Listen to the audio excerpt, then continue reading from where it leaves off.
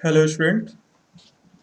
Syllogism के एक video में पार्ट वन के वीडियो में आप लोगों ने देखा और काफ़ी बच्चे उसको बढ़िया से समझे और सभी बच्चों का ये एक रिक्वेस्ट रहा कि सर इसके अगले पार्ट को भी जल्दी लेकर के आइए। ठीक है, तो स्लॉगिज्म आज पार्ट टू देखेंगे क्योंकि पिछले क्लास में हम लोगों ने ये देख लिया था कि स्लॉगिज्म का नेचर क्या होता है, स्लॉगिज्म का मतलब क्या होता है, स्लॉगिज्म के स्टेटमेंट का डायग्राम कैसे बनाते हैं, वो पॉजिटिव सेंस और निगेटिव सेंस सारी बातें हो गई थी। यहाँ तक कि पॉजिटिव कंक्लूजन को सॉल्व भी करना हम लोग सीख लिया था। आज स्लॉगिज्म पार्ट टू में हम लोग बात करेंगे कि स्लॉगिज्म इसके निगेटिव कंडीशन को कैसे सॉल्व कर सकते हैं। और स्लॉगिज्म में देखिए सभी लोगों का पॉजिटिव स्टेटमेंट या पॉजिटिव कंक्लूजन सॉल्व करना तो आसान होता है, लेकिन वो निगेटिव कंक्लूजन में ज़्यादा दिक्कत करते हैं और ज़्यादा परेशान होते हैं और गलतियां भी वही करते हैं। तो अगर हम निगेटिव को अच्छे से समझ लेते हैं तो लगभग लगभग हमारी प्रॉब्लम यहाँ पे स्लॉगिज्म से समझ लीजिए दूर हो जाती है। और स्लॉगिज्म का अगर निगेटिव कंडीशन अगर हम समझ लीजिए तो स्लॉगिज्म का 75% आप एकदम बिल्कुल बढ़िया से समझ गए, ये समझ लीजिए। आइए स्टार्ट करते हैं स्लॉगिज्म पार्ट टू के बारे में। आज हम लोग नेगेटिव कंडीशन ऑफ स्लॉगिज्म का समझेंगे। नेगेटिव कंडीशन ऑफ स्लॉगिज्म का मतलब ये हुआ कि जो कंक्लूजन का नेचर होगा वो निगेटिव सेंस में होगा। और निगेटिव कितने सेंस में होते हैं? निगेटिव का दो सेंस होता है। एक आता है आपका नो का केस और एक आता है आपका सम नॉट का। नो और सम नॉट, ठीक है। सम और नॉट में दूरी होती है। तो यहाँ पे देखा जाए नो और सम नॉट दो ही केस होते हैं और यहाँ पे आप देख रहे हैं कि कंक्लूजन नो का दिया गया है। ठीक है, तो आज नो और सम नॉट दोनों तरह के कंक्लूजन को सॉल्व करना हम लोग सीखेंगे कि किस तरह से इसको सॉल्व किया जा सकता है। चलिए, सबसे पहले स्टेटमेंट का डायग्राम बनाना आप लोगों को पिछली क्लास में हमने बता रखा था। तो डायग्राम बनाने में तो कोई दिक्कत है नहीं, यहाँ पे हम डायग्राम बना लेते हैं। Some A are B, some A are B का डायग्राम कैसे बनेगा तो सभी बच्चे देख लें। सम ए आर बी, फिर सम बी आर सी का डायग्राम। तो सिंगल डायग्राम मेथड क्या कहता है कि सम बी आर सी ए से सी को कोई रिलेट नहीं करेगा। नो सी आर डी, आपको सिंगल डायग्राम मेथड क्या कहता है कि डी का आप डायग्राम बना रहे हैं तो सी और डी अलग अलग तो बनाना ही है, साथ में दोनों को एक दूसरे से रेस्ट्रिक्ट जब तक नहीं करेंगे तब तक नो की कंडीशन पूरी नहीं होती। डायग्राम यही बनेगा। ठीक है, some A are B, some B are C, no C are D. आप ये डायग्राम बना लेते हैं तो कंक्लूजन है। ये कंक्लूजन में अब देखते हैं no A are D, no B are D, no D are C, no D are A. Initial student जो अभी पहली बार स्लॉगिज्म को देखते हैं वो चारों के चारों कंक्लूजन को सही कर देते हैं क्योंकि उनको वो पॉजिटिव सेंस याद आता है। पॉजिटिव सेंस वो क्या होता है कि जो चीज जैसे दिख रही है डायग्राम में उस चीजों को सही कर दीजिए। यानी डायग्राम में अगर दिख रहा है नो आर डी तो सही कर दीजिए। वो क्या करेंगे, ए को यहाँ देखेंगे, डी को यहाँ देखेंगे, दोनों दूर दूर हैं, सही कर देंगे। लेकिन ये बात बिल्कुल गलत है। हमने बताया था कि जो पॉजिटिव कंक्लूजन होगा उसमें डायरेक्ट आपको डायग्राम को फॉलो करना है। जो डायग्राम में दिख रहा है वो सही है और जो नहीं दिख रहा है वो गलत है। लेकिन एक बात याद रखिए कि जब वो आप पॉजिटिव सॉल्व कर रहे थे तब ऐसा केस था। निगेटिव में बिल्कुल ऐसा नहीं करेंगे। निगेटिव का सेंस अलग होता है, निगेटिव कंडीशन को सॉल्व करने का रूल अलग होता है। आज उसी को हम लोगों को समझना है, वरना निगेटिव हमें दूसरी वीडियो में बताने की जरूरत ही नहीं पड़ती, हम वही कंटिन्यू करा देते हैं। लेकिन ऐसा नहीं है, निगेटिव कुछ अलग है। देखिए आप यहाँ पे ए है, बी है, सी है। ए का रिलेशन बी से है, बी का रिलेशन सी से है। यानी ए का बी से कितना रिलेशन है, कुछ पार्ट का रिलेशन है। और बी का कितना पार्ट से रिलेशन है, सी से, वो भी कुछ पार्ट का रिलेशन है। लेकिन ए का सी से कोई रिलेशन नहीं है। ये मत समझना कि ए बी से रिलेट हो गया और बी सी से रिलेट हो गया तो यहाँ म्यूचुअल वाला नहीं चल रहा है कि उसके फ्रेंड में उसके फ्रेंड में उसके फ्रेंड में तो वो अपना फ्रेंड, ऐसा कुछ नहीं है भाई। म्यूचुअल वाला केस नहीं। ए का सीधा सीधा रिलेशन बी से दिया, बी का रिलेशन सीधा सीधा सी से दिया, ए से सी का कोई रिलेशन दिया ही नहीं, ना पॉजिटिव ना निगेटिव, ना उनमें कोई मित्रता है ना कोई शत्रुता है। यानी ना वो फ्रेंड है ना एनिमी है, दोनों केस नहीं है, स्ट्रेंजर है दोनों। और सी से डी का रिलेशन है, पूरा पूरा रिलेशन है। लेकिन सी का डी से क्या रिलेशन है, निगेटिव नेचर का रिलेशन है।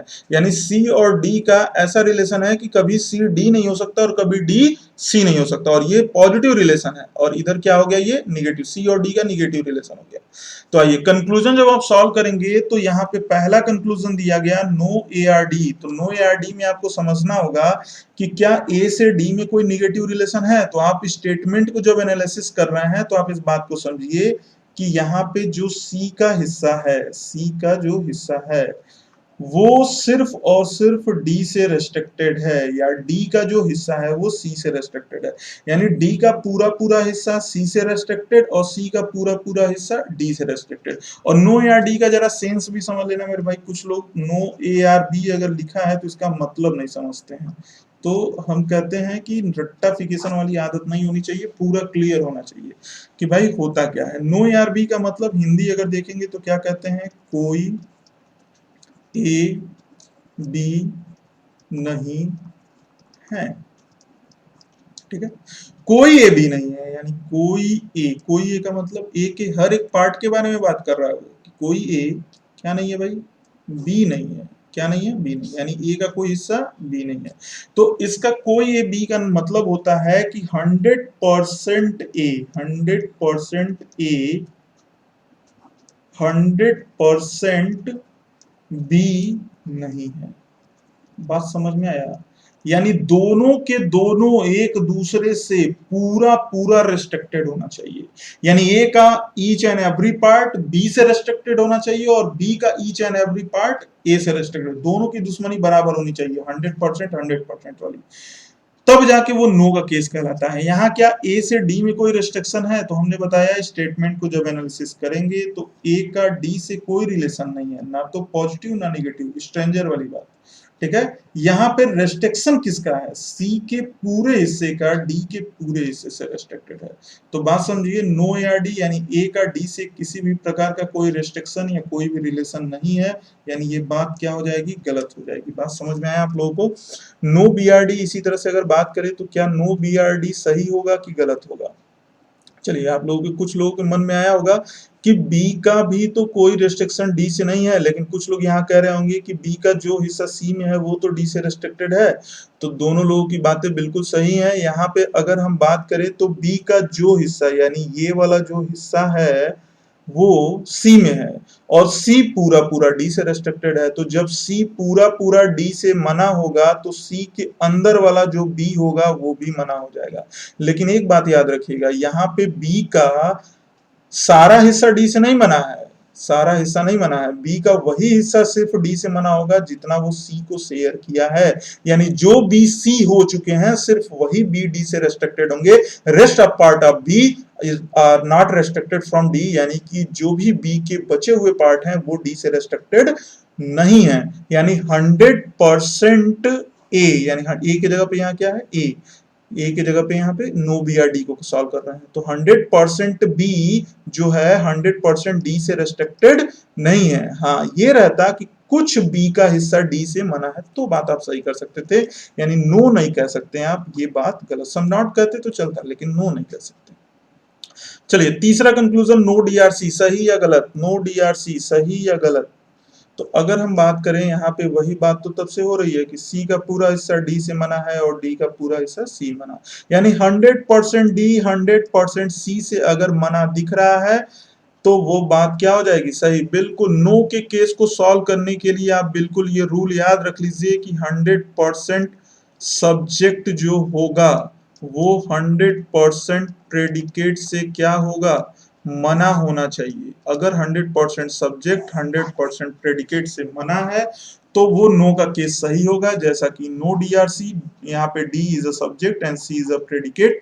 तो अगर हम बात करें यहाँ पे तो जो डी का हिस्सा है, ये डी का पूरा पूरा हिस्सा वो सी के पूरे पूरे हिस्से से मना है, यानी 100% डी 100% सी से रेस्ट्रिक्टेड है। ये बात, ये रूल फॉलो हो गया तो आप बिल्कुल सही हैं। बात समझ में आया? No D are C, no D are A, last conclusion आप लोगों को ही बताना है, इसको हमें बताने की जरूरत नहीं है। जी बिल्कुल, अगर देखा जाए तो डी का आपने क्या कहा कि सी से रेस्ट्रिक्शन है, ए से तो कोई रिलेशन है ही नहीं, पहले भी बात हो चुकी है यहाँ पहले वाले कंक्लूजन में कि ए का डी से कोई रिलेशन नहीं है। तो जब कोई रिलेशन नहीं है तो वहां पे नो का केस नहीं बनेगा, यानी यहाँ पे आंसर जो आप देंगे वो क्या देंगे, ओनली थर्ड फोर्थ। चलिए नेक्स्ट क्वेश्चन पे चलते हैं और क्लियर करते हैं। चलिए, तो अगले क्वेश्चन पे आते हैं हम लोग। नो की कंडीशन को एक बार और क्लियर करते हैं, एक क्वेश्चन और लेते हैं जिसमें थोड़े बहुत डाउट होंगे तो वो और क्लियर हो जाएंगे। क्या है, all A are B statement का डायग्राम बताने की जरूरत नहीं है, ये पहले ही हमने बता दिया है। ऑल ए आर बी बन गया, no B are C, B को सी से रेस्ट्रिक्ट कर दिया तो no B are C, some C are D यानी सी को डी से रेस्ट्रिक्ट कर दिया, तो ये डायग्राम आपका बन के हो गया तैयार, ठीक है। अब बात करिए, नो डीआरबी सही या गलत, नो डीआरबी सही या गलत। तो एक बार स्टेटमेंट को फिर से एनालिसिस कर लेते हैं। यहाँ पे नो की जो निगेटिव कंडीशन आई है वो बी और सी के बीच में आई है, यानी बी का पूरा हिस्सा किससे मना होगा, सी के पूरे पूरे हिस्से से मना होगा। तो बी का पूरा पूरा हिस्सा किससे मना है, सी से मना है। तो इस केस में नो डीआरबी क्या डी बी से मना है भाई, तो डी का जो हिस्सा सी में गया है, यानी ये वाले हिस्से की बात करें तो ये डी का हिस्सा तो बी से मना माना जाएगा, क्योंकि यहीं पे रेस्ट्रिक्शन लग गया है, अंदर तो जा नहीं सकते हैं, तो रेस्ट्रिक्शन ये वाला डी जो है इस बी से तो मना होगा।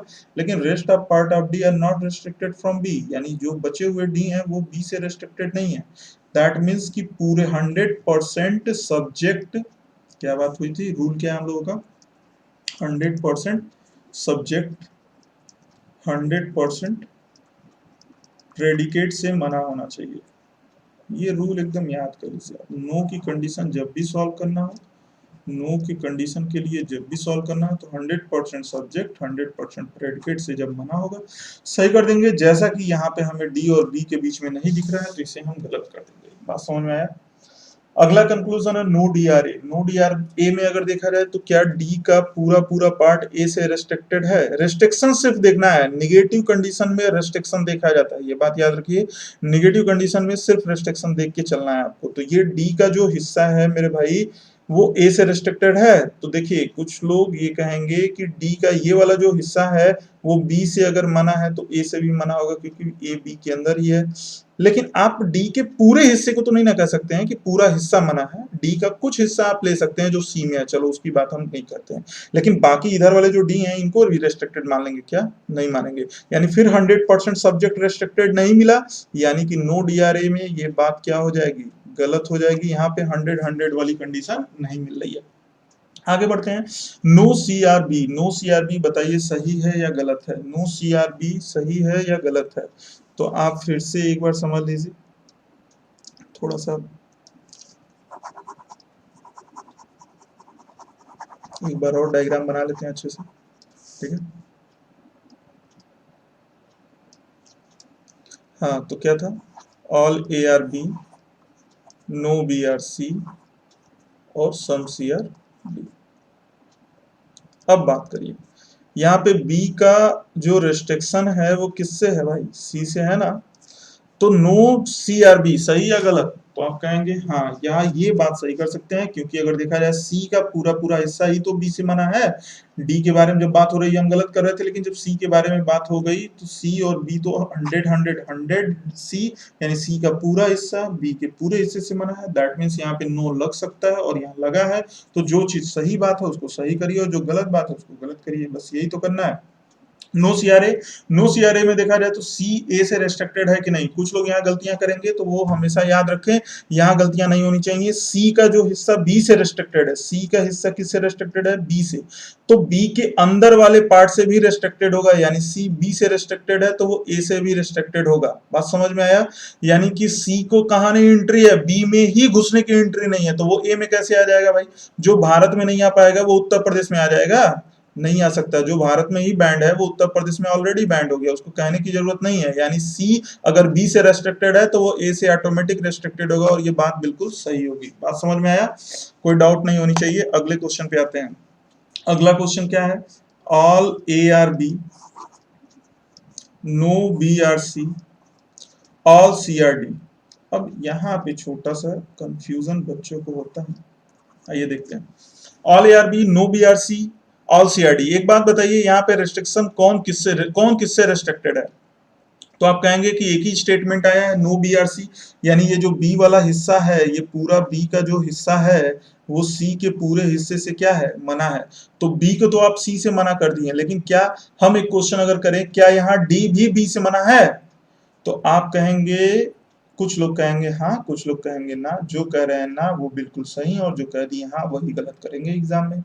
नो डीआरबी यहाँ नहीं कह सकते हैं, डी का जो हिस्सा है वो बी से मना तो है लेकिन उतना ही मना है जितना वो सी को दिया है, यानी जितना डी का जो हिस्सा सी को शेयर किया है, डी ये पूरा है और डी जो सी को शेयर कर रहा है, यानी डी का वो कुछ हिस्सा तो बी से मना होगा, लेकिन ये बाहरी जो डी है ये तो नहीं ना बी से मना होगा, यानी 100% डी तो बी से नहीं ना मना माना जाएगा। और जब 100% नहीं है तो नो लगेगा क्या? नहीं लगेगा। यही तो रूल है हमारा कि 100% प्रेडिकेट 100% सब्जेक्ट दोनों एक दूसरे से मना होना चाहिए। बस नो डी आर ए, बताइए सही या गलत? फिर वही बात हो जाएगी, डी का ये जो बाहर वाला हिस्सा है वो बी से भी रेस्ट्रिक्टेड नहीं माना जाएगा, ए से भी नहीं।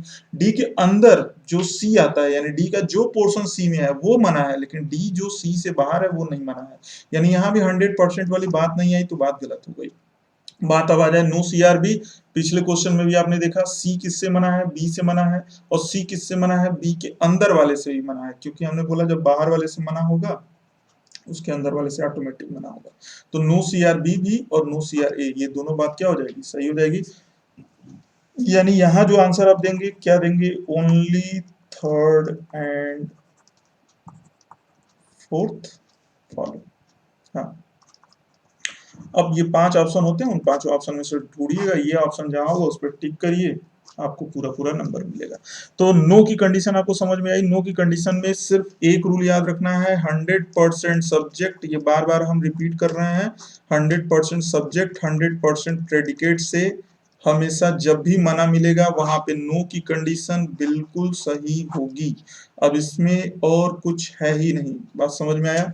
सिर्फ स्टेटमेंट को रीड करना, डायग्राम को डिस्कस करना आपको आना चाहिए। जहां पे ये रेस्ट्रिक्शन आपको दिखाई दे वहां नो को सही करिए, जहां पे ये रेस्ट्रिक्शन ना दिखाई दे वहां नो को गलत करिए। बेशक कुछ भी गलतियां और हो ही नहीं सकती हैं, ठीक है? सिर्फ ये रूल लेकर के आपको फॉलो करना है। चलिए आगे बढ़ते हैं, एक क्वेश्चन और करते हैं नो का, जैसे कि कुछ लोगों को प्रॉब्लम होगी तो वो क्लियर हो जाएगा। Some A are B, all B are C, no C are D, और क्या है? All E are D. एक second, all E are D, diagram को जरा ध्यान से बनाना है यहाँ पे, ठीक है? ऑल ई आर डी, ये बी है आपका। अब देखा जाए तो यहाँ पे क्या कह रहा है? नो डी आर बी, बताइए सही या गलत? नो डी आर बी, सही या गलत? ये आपका बी वाला हिस्सा है, ठीक है? तो नो डी आर बी, सही या गलत? तो देखा जाए तो डी का जो हिस्सा है वो किससे मना है भाई? सी से मना है। सी में एंटर नहीं कर सकता है। कौन एंटर कर सकता है? डी। अब जब डी सी में नहीं एंटर कर सकता तो सी के अंदर बी में एंटर करेगा क्या? नहीं करेगा, यानी 100% डी 100% बी से भी मना हो जाएगा। तो ये बात क्या हो जाएगी? सही हो जाएगी। नो डी आर ए, बताइए सही या गलत? तो देखा जाए डी का जो हिस्सा है वो सी से मना है, तो सी के अंदर जो ये वाला ए आपको दिख रहा है, इस ए से ये डी मना हो जाएगा। बट वो ए जो सी को शेयर नहीं करता है अपना पोर्शन, यानी ये बाहर वाले ए की हम बात कर रहे हैं, ये ए जो होगा वो डी से रेस्ट्रिक्टेड नहीं होगा। यानी कि डी का हिस्सा ए के पूरे हिस्से से रेस्ट्रिक्टेड नहीं होगा, यानी 100% ए रेस्ट्रिक्शन में नहीं है, यानी यहाँ नो नहीं लग सकता है। बात समझ में आ रही है? नो ई आर बी, सही या गलत? नो ई आर बी, ये देखिए बहुत अच्छा केस है। बहुत सारे लोग यहाँ पे गलतियां करते हैं। कैसे? जरा एक बार फिर से डायग्राम को बना देते हैं यहाँ पे साफ साफ। सी हो गया, और सी किससे मना हो गया? डी से मना हो गया, और ई इसके, हाँ, ई इसके अंदर है, तो ये रेस्ट्रिक्शन लग गया, ठीक है? अब बताइए, डी जो है सी से मना है, ये डी का जो हिस्सा है वो किससे मना है? सी से मना है। तो डी के अंदर जो डायग्राम होगा और सी के अंदर जो डायग्राम होगा ये भी एक दूसरे से मना होंगे। ये कुछ इस तरह से बात है कि अगर सी पूरे कॉन्टिनेंट में अंदर बी पड़ता है और डी के अंदर, और डी और सी दोनों आपस में एक दूसरे से रेस्ट्रिक्टेड हैं, तो उनके अंदर जो पार्ट होगा वो भी रेस्ट्रिक्टेड, यानी जब, अरे भाई, जब डी और सी ये दोनों रेस्ट्रिक्टेड हैं, यानी डी और सी अगर दो आदमी हैं और ये दोनों की आपस में दुश्मनी है, तो उनके बेटे के आपस में बोलेंगे, उनकी भी दुश्मनी होगी भाई।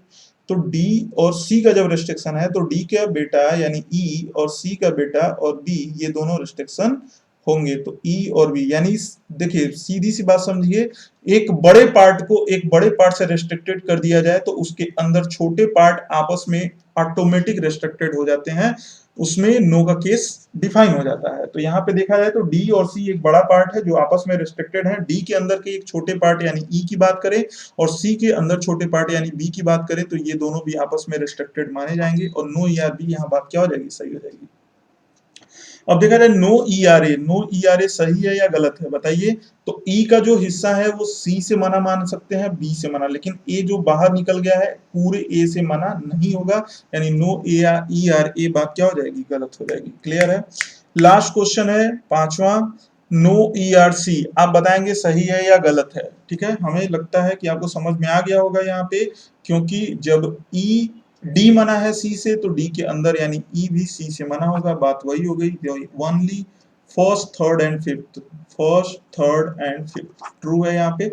चलिए आगे बढ़ते हैं। नो के केस में हमें लगता है कि अब क्लियर हो गया होगा। नो एक बड़ा बहुत ज्यादा मतलब घुमाने वाला केस नहीं है, इसको आसानी से क्लियर किया जा सकता है। सिर्फ एक वर्ड याद रख करके कि 100% सब्जेक्ट 100% प्रेडिकेट से मना होना चाहिए। अगर ऐसी चीजें आपको दिख रही हैं तो वो बात बिल्कुल सही है। इनके कुछ केस हमने ले लिए हैं जो नो ARB में डाउटफुल होते हैं, वो सारे केस हमने डिस्कस किए, इसको बढ़िया समझिए।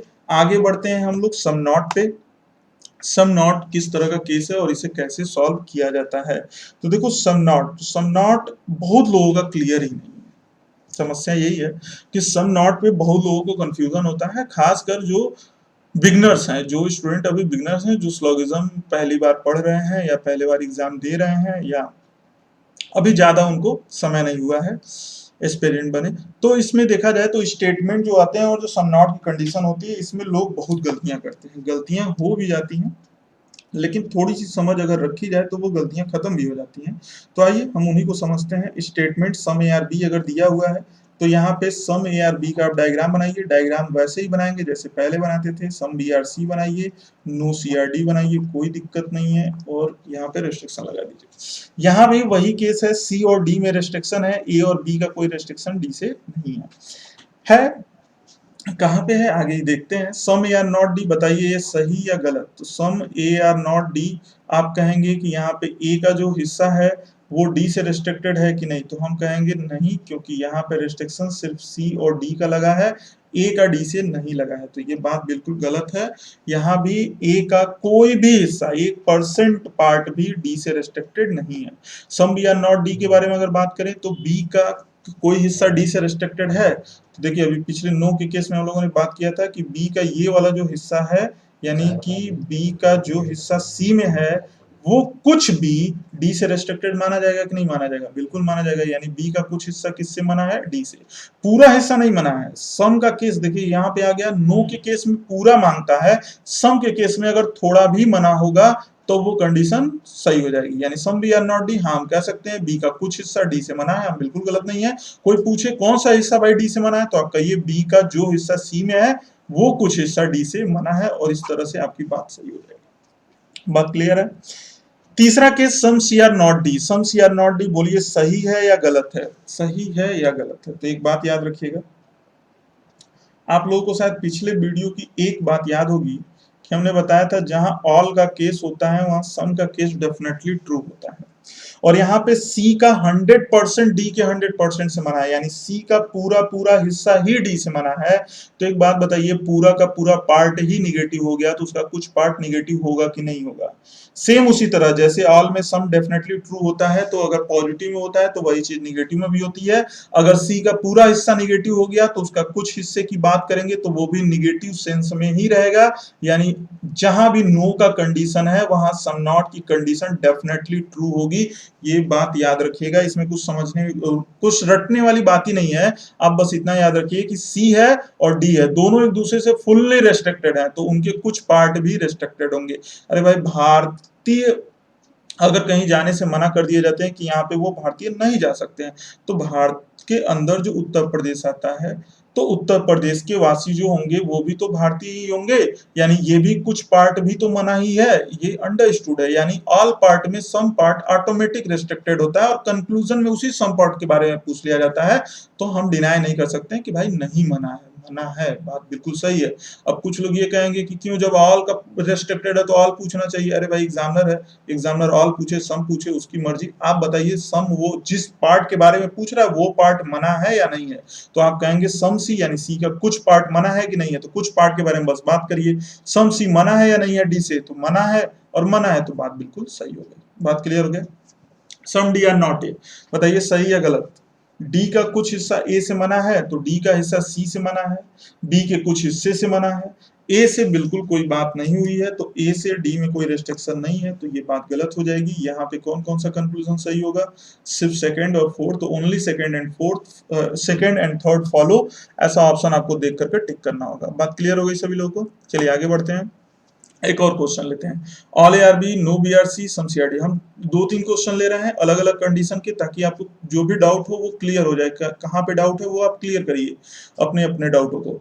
ऑल ARB नो BRC सम CRD, तो जो डायग्राम बनेगा वो क्या बनेगा भाई, ऑल ARB ये हो गया, नो BRC ये हो गया और सम CRD ये हो गया। ठीक है, डायग्राम बन गया। यहाँ पे रेस्ट्रिक्शन लगा देते हैं क्योंकि बी और सी में यहाँ रेस्ट्रिक्शन बोला गया है। सम डी आर नॉट बी, बताइए सही या गलत। सम डी आर नॉट बी, सही या गलत।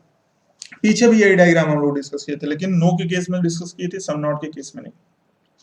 जब हम इसको सम नॉट में डिस्कस करते हैं तो सम डी आर नॉट बी यानी डी का जो हिस्सा सी में है, और यहाँ पे सी का पूरा हिस्सा किससे मना है, बी से मना है। बी के पूरे हिस्से से क्या है, मना है। तो सी के अंदर जो डी आता है वो डी का हिस्सा भी तो बी से मना होगा, यानी डी का कुछ हिस्सा तो बी से मना होगा। और सम डी अगर लगा है यानी डी का कुछ हिस्सा बी से मना है, तो बात बिल्कुल क्या है, सही है, कोई दिक्कत नहीं है। सम नॉट अगर सही करना है तो इसके लिए एक रूल याद रखिए आप कि सम नॉट जो में 100% सॉरी सम परसेंट या 100% दोनों चलेगा, क्योंकि 100% में तो सम होता ही है और सम परसेंट है तो भी कंसीडर करना है। ये दोनों सम परसेंट 100% सब्जेक्ट किससे मना होना चाहिए, 100% प्रेडिकेट से मना होना चाहिए। बिल्कुल 100%, इधर सम नहीं चलेगा, प्रेडिकेट में हमेशा 100% ही होना चाहिए, प्रेडिकेट में सम नहीं चलता है।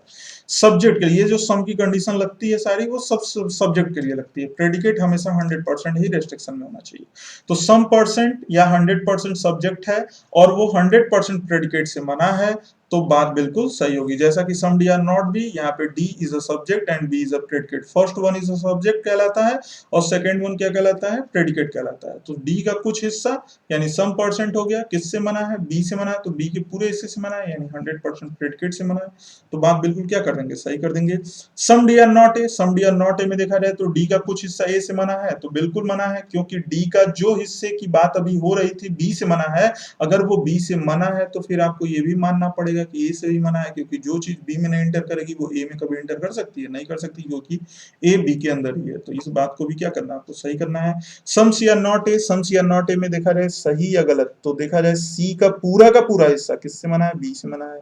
और सी का अगर पूरा हिस्सा मना है तो पूरा हिस्सा अगर बी से मना है तो उसके अंदर वाले ए से यानी उसके भी पूरे पार्ट से भी मना हो जाएगा, क्योंकि हमने बोला जब किसी एक बड़े पार्ट से आपको मना किया जाता है तो उसके अंदर वाले पार्ट से आप ऑटोमेटिक मना रेस्ट्रिक्ट हो जाते हैं। तो सी अगर बी से मना किया गया तो वो ए से भी मना हो गया, और जब सी पूरी तरह से ए से मना हो गया तो हमने बोला जहां 100% की बात होगी वहां भी सम को कंसीडर करना है, यानी उसको भी सही करना है। लास्ट कंक्लूजन है some C are not B, सही या गलत। तो सम सी आर नॉट बी में अगर देखा जाए तो ये सी है और ये बी है, सी और बी 100% मना है, जहां 100% मना है वहां सम परसेंट भी मना माना जाएगा, और इस तरह से ऑल फॉलो इसका आंसर होगा। ऑल फॉलो पे टिक करिए। बात समझ में आ गई सबको। चलिए एक क्वेश्चन और देखते हैं, ये हम लोगों का लास्ट क्वेश्चन होगा सम नॉट का, अच्छे से क्लियर करिए। Some A are B all B are C, तो बी के ऊपर लेते हुए सी का डायग्राम बनाइए। नो सी आर डी, सी और डी को आपस में रेस्ट्रिक्ट करिए। सम डी आर ई, तो डी के कुछ हिस्से में जोड़ करके ई को बनाइए। अब यहाँ पे 6 कंक्लूजन है, 6 हमको सही करना है। ध्यान से देखिए कैसे। सम डी आर नॉट बी, क्या डी से बी का रिस्ट्रिक्शन है? तो अभी अभी पिछले केस में डी अगर सी से रिस्ट्रिक्टेड है तो सी के अंदर वाले पार्ट से भी रिस्ट्रिक्टेड है। डी और बी में टोटल रिस्ट्रिक्शन आ गया, जहां टोटल रिस्ट्रिक्शन होगा वहां सम का रिस्ट्रिक्शन भी सही माना जाता है। सम डी आर नॉट ए, क्या डी ए से रिस्ट्रिक्टेड है? अब यहाँ पे देखिए कुछ लोग गलतियां करेंगे। हमने क्या बोला, हमारा सम नॉट का रूल क्या है कि सम परसेंट हो या ऑल परसेंट हो, यानी 100% हो। किससे रेस्ट्रिक्टेड होना चाहिए? 100% प्रेडिकेट से मना होना चाहिए, 100% प्रेडिकेट से। तो सम नॉट यहाँ पे क्या करेंगे हम? सही, यही रूल ही है। ये रूल लेकर चलेंगे, हर जगह सही होंगे, कहीं गलत नहीं हो सकते। किसी भी लेवल के आप पेपर में जाए, कैट मैट तक जाइए, कोई दिक्कत नहीं होने वाली है। चलिए, सम परसेंट या 100%, लेकिन प्रेडिकेट कितना होना चाहिए? 100% रेस्ट्रिक्टेड हो। सम डी आर नॉट ए में डी का जो हिस्सा है, ये पूरा का पूरा डी, यानी पूरा का पूरा डी किससे मना है? सी से मना है, बी से मना है, और बी के अंदर जो ए आता है यानी कुछ ए से मना है। तो कितने ए से बोला हमने कि कुछ ए से मना है। डी का जो हिस्सा है कितने ए से मना है? कुछ ए से, कुछ ए। अब देखिए यहाँ प्रेडिकेट में कुछ पार्ट आ रहा है, यानी 100% प्रेडिकेट नहीं रेस्ट्रिक्टेड है, कुछ पार्ट प्रेडिकेट का रेस्ट्रिक्टेड है। अगर कुछ पार्ट प्रेडिकेट का रेस्ट्रिक्टेड है तो वहां पे निगेटिव कंडीशन कभी सही नहीं होती है। हाँ, बिल्कुल सही बोल रहे हैं, इस बात को याद रखिए। प्रेडिकेट का अगर कुछ हिस्सा सिर्फ निगेटिव होता है, प्रेडिकेट का सिर्फ कुछ हिस्सा निगेटिव होता है, तो वो बात गलत होगी। प्रेडिकेट हमेशा रेस्ट्रिक्शन में 100% ही आना चाहिए, बात याद रखिएगा ये। अभी आगे और क्वेश्चन करते हैं। सम या नॉट सी, सम या नॉट सी में अगर देखा जाए क्या ई का सी से रेस्ट्रिक्शन है? तो आप कह सकते हैं ई का जो हिस्सा डी में है वो ई का हिस्सा सी में नहीं जा सकता है। कहीं जा सकता है, क्योंकि ये डी सी से मना है, और डी के अंदर जो ई है वो भी ई सी से मना हो जाएगा। तो सी के पूरे हिस्से से मना होगा, यानी सी यहाँ प्रेडिकेट है और 100% रेस्ट्रिक्शन है, और ई का कुछ हिस्सा। तो हमने बोला प्रेडिकेट सम परसेंट हो और सब्जेक्ट सम परसेंट हो और प्रेडिकेट 100% रेस्ट्रिक्टेड हो, तो वो सम नॉट का केस हमेशा और हमेशा क्या होता है? सही होता है। तो यहाँ पे इसको क्या कर देंगे? सही कर देंगे। बस आपको ये रूल लेकर के चलना है, इसके अलावा कुछ नहीं सोचना है, कुछ नहीं, सब सही होगा। ठीक है। सम या नॉट बी में अगर देखा जाए तो ई और बी में, ई और बी, तो ई और बी में रेस्ट्रिक्शन है कि नहीं है? तो आप देखेंगे ई का जो हिस्सा डी में है, और डी किससे पूरा पूरा मना है भाई? सी से पूरा पूरा मना है। अगर डी पूरा सी से मना है तो वो ई का हिस्सा भी जो डी के अंदर आ गया है वो भी सी से मना है, और वो सी से मना है तो सी के अंदर वाले पार्ट से बी से मना होगा, क्योंकि रूल है हमारा, बड़े वाले पार्ट से अगर रेस्ट्रिक्टेड होते हैं तो अंदर वाले पार्ट से रेस्ट्रिक्शन होना ही होना है। यानी सम ई आर नॉट बी भी बिल्कुल बात क्या हो जाएगी? सही हो जाएगी। क्लियर है।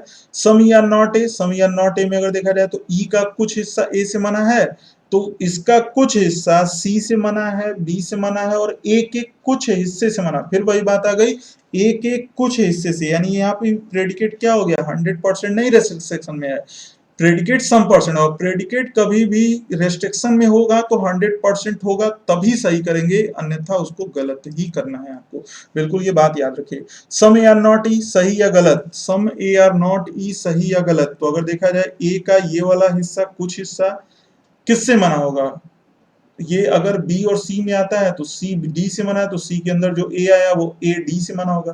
तो ए का ये जो कुछ हिस्सा है डी से मना है, और ई से अगर कहेंगे आप तो ई के कुछ हिस्से से मना होगा, और ई के कुछ हिस्से यानी प्रेडिकेट फिर कुछ हिस्से में आ गया। प्रेडिकेट हमेशा 100% में रेस्ट्रिक्शन होना चाहिए, तो ये बात भी क्या हो जाएगी? गलत हो जाएगी। इस तरह से यहाँ पे कौन कौन सा होगा? फर्स्ट होगा, थर्ड होगा और फोर्थ होगा। सिर्फ यही तीन सही होंगे, बाकी सब क्या होंगे? गलत होंगे। तो देखिए निगेटिव कंडीशन में आपको दो चीज याद रखनी है। निगेटिव नो का जब कंडीशन होगा तो दोनों तरफ 100 रेस्ट्रिक्शन होना चाहिए, और जब सम नॉट का केस आएगा तो प्रेडिकेट तो 100% में ही रहेगा, लेकिन सब्जेक्ट जो होगा वो सम परसेंट में अगर आ जाता है तो भी वो सम नॉट का कंडीशन सही होगा। सिर्फ और सिर्फ रेस्ट्रिक्शन लेकर के चलना है आपको, निगेटिव कंक्लूजन में रेस्ट्रिक्शन ही देख करके चलना है। आई होप सभी लोगों को ये सेशन समझ में आया होगा। सम नॉट की जो प्रॉब्लम लोगों को है वो क्लियर हो गई होगी। आपको एक बात बता दे, इस तरह से लेकर के चलेंगे तो आपको ज्यादा डायग्राम भी बनाने की जरूरत नहीं है, डायरेक्ट परसेंटेज वाइज आप देखिए और उसको सही और गलत का निर्णय करिए। थोड़ा सा प्रैक्टिस करिए, जब प्रैक्टिस करेंगे तो आप बिल्कुल फास्ट और बहुत जल्दी सॉल्व करेंगे और कम समय में। अगर 5 क्वेश्चन है तो उसको 2 या 3 मिनट, 2 मिनट मैक्सिमम है, 2 ढाई मिनट में आप पूरा क्वेश्चन और बिल्कुल सही सॉल्व करेंगे। 5 के 5 नंबर अगर आपको चाहिए तो वो मिल जाएगा। जैसे प्रेडिकेट का 100% ना होना, वहां भी कुछ लोग कंफ्यूजन में सही या गलत का निर्णय ले लेते हैं, जिनको ये बात नहीं पता होती। तो इसमें हमने क्लियरली मेंशन कर दिया है कि प्रेडिकेट हमेशा 100% में ही रिस्ट्रिक्शन होना चाहिए, चाहे कोई भी निगेटिव कंडीशन हो। ठीक है, इन सब बातों को अगर लेकर के ध्यान देकर के आप सॉल्व करेंगे तो हर एक क्वेश्चन आपका सही होगा, चाहे वो किसी भी लेवल पे चले जाते हैं। जैसे होता है कि कोई रूल हमने बनाया और वो रूल एसएससी तक फॉलो किया, आईबीपीएस कलर तक फॉलो किया, जब पीओ के मेंस लेवल में गए तो वो फॉलो नहीं कर रहा है। तो ये सब ऐसे रूल हैं जो आपके मेंस में, एसओ में, चाहे जहां भी जाइए, कैट मैट, वो हर जगह एक ही यही रूल है और इसी को फॉलो करना है। ये बिल्कुल बेसिक और सही कंडीशन है, एक्यूरेट कंडीशन है। इसको लेकर के सॉल्व करिए, कोई दिक्कत नहीं होगी। ठीक है, थैंक यू सो मच।